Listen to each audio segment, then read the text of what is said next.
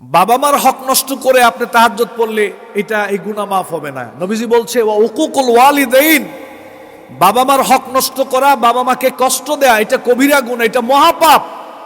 এটা তাওবা ছাড়া আল্লাহ তাআলা মাফ করবে না। বাবা মার হক নষ্ট করা, বাবা মার সাথে সদাচরণ না করা, নবী করিম সাল্লাল্লাহু আলাইহি ওয়াসাল্লামের বক্তব্য হলো এটা পৃথিবীতে মহাপাপ। এই পাপ কাজ নামাজ পড়লে মাফ হবে না, এই পাপ কাজ রোজা রাখলে মাফ হবে না, এই পাপ কাজ তাহাজ্জুদ পড়লে মাফ হবে না, এই পাপ কাজ হজ করলে মাফ হবে না, এই পাপ কাজ ওমরা করলে মাফ হবে না। এই পাপ কাজ মাফ হবে, আল্লাহর কাছে তাওবা করতে হবে, মার কাছ থেকে ক্ষমা নিতে হবে, বাবার কাছ থেকে ক্ষমা নিতে হবে। এছাড়া এই পাপ আল্লাহ তাআলা মাফ করবেন না। আমাদের মধ্যে এরকম অনেক আল্লাহর ওলি আছি না আমরা, যে একদিকে বাবা মাকে ছোট করতেছি, বাবা মার খোঁজ খবর নেই না, বাবা মাকে কষ্ট দিলাম, আলাদা করে দিলাম, ভিন্ন করে দিলাম, বড় ছেলেকে দিয়ে দিলাম যে তুই বাবা মাকে দেখ, বা ছোট ছেলেকে দিয়ে দিলাম তুমি বাবা মাকে দেখো। তো বাবা মা কি শুধু বড় ছেলের? বাবা মা কি শুধু ছোট ছেলের? আপনিও তো বাবা মার সন্তান। আপনার জাহান্নামে তো আপনার ভাই যাবে না, ভাইয়ের জান্নাতে তো আপনাকে যেতে দেওয়া হবে না। তাহলে এটা পৃথিবীতে মহাপাপ, মহা অন্যায় কাজ। এখন আমরা মনে করতেছি নামাজ তো পড়তেছি, এরপরে তো আমরা জানি যে জীবনে একবার হজ করলে জীবনের সব গুনাহ মাফ। হজ করলাম মানে জীবনের সব গুনাহ মাফ, এক মাস রোজা রাখলাম মানে জীবনের সব গুনাহ মাফ। ভাই বিষয়টা তো সহজ না, আর বিষয়টা এরকমও নয়, বিষয়টা এরকমও নয়। নবীজিকে জিজ্ঞেস করা হলো, ইয়া রাসূলুল্লাহ তারপরে কোনটা ভয়ঙ্কর পাপ কাজ একটু বলে দেন। বলল যে ওয়াকাতলুন নাফসি, মানুষকে অন্যায়ভাবে হত্যা করা। মানুষকে অন্যায়ভাবে হত্যা করা এটা মহাপাপ কাজ। এটা আপনি নামাজ রোজা করলে মাফ হবে না।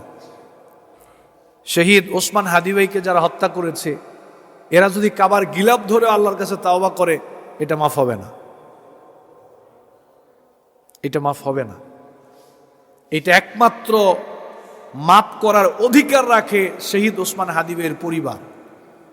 ওনারা যদি মাফ করে দেয়, সেটা আল্লাহর কাছ থেকে মাপ পাওয়া যাবে। এটা তো বান্দার সাথে রিলেটেড গুনাহ। আপনি একটা পরিবারকে এতিম করে দিলেন, একটা আত্মমর্যাদাশীল নারীকে আপনি বিধবা করে দিলেন, একটা আল্লাহওয়ালা মাকে আপনি সন্তানহারা করে দিলেন, একটা ভদ্র মানুষ আল্লাহওয়ালা বাবাকে আপনি সন্তানহারা করে দিলেন, এতগুলো আল্লাহওয়ালা ভাইকে আপনি ভাইহারা করে দিলেন, আর আপনি কাবার গিলাফ ধরে মাফ চাইলে আল্লাহ মাফ করে দিবে? ইসলাম তো ভাই এরকম না। আজকে যদি ইসলাম থাকতো, ইসলামিক স্টেট থাকতো, ইসলামী শরিয়া জমিনে যদি প্রতিষ্ঠিত হতো, থাকতো, ইয়া আইয়ুহাল্লাযীনা আমানু কুতিবা আলাইকুমুল কিসাসু ফিল কাতলা আল হুররু বিল হুররি ওয়াল আবদু বিল আবদে ওয়াল উনসা বিল উনসা। আল্লাহর নির্দেশ ছিল যে খুন করেছে রাষ্ট্রের পক্ষ থেকে তাকেও মেরে ফেলতে হবে। নির্দেশটা কার? আল্লাহর। সব জিনিস ভাই তাওবা করলে মাফ হয় না, সব জিনিস ভাই রোজা রাখলে মাফ হয় না, সব গুনাহ ভাই নামাজ পড়লেই মাফ হয় না। ইসলাম আমাদেরকে কিছু সিস্টেম করে দিয়েছেন। মানুষকে অন্যায়ভাবে হত্যা করা হারাম, এটা কবিরা গুনাহ। এটা আল্লাহ তাআলা শুধু নামাজ পড়লে মাফ হবে না, তাওবা করতে হবে, ব্যক্তির কাছ থেকে, পরিবারের কাছ থেকে ক্ষমা নিতে হবে। এরপরে আপনি আল্লাহর কাছে মাফ চাইবেন। এরপরে আল্লাহর কাছে মাফ চাইলে আল্লাহ তাআলা আপনার এই অপরাধকে মাফ করে দিবেন, ক্ষমা করে দিবেন।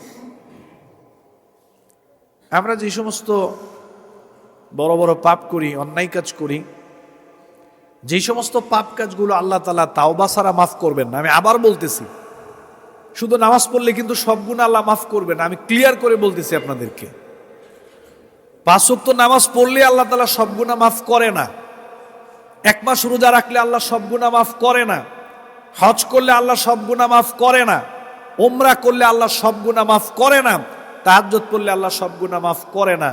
কিছু কিছু পাপ কাজ জমিনে আমরা করি যেগুলো তাওবা ছাড়া আল্লাহ তাআলা মাফ করবে না।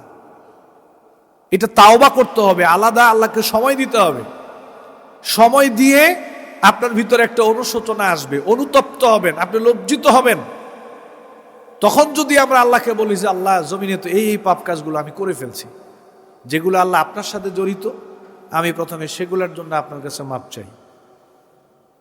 আল্লাহ আমি ভুল করছি, আমারে মাফ করে দেন, আমি লজ্জিত, অনুতপ্ত। আল্লাহ বাকি জীবনে বেঁচে থাকলে এই পাপ কাজের সাথে আমার আর দেখা হবে না, এই পাপ কাজ আমি আর করব না, আল্লাহ আপনি আমাকে মাফ করে দেন। এইভাবে যদি আমি তাওবা করতে পারি,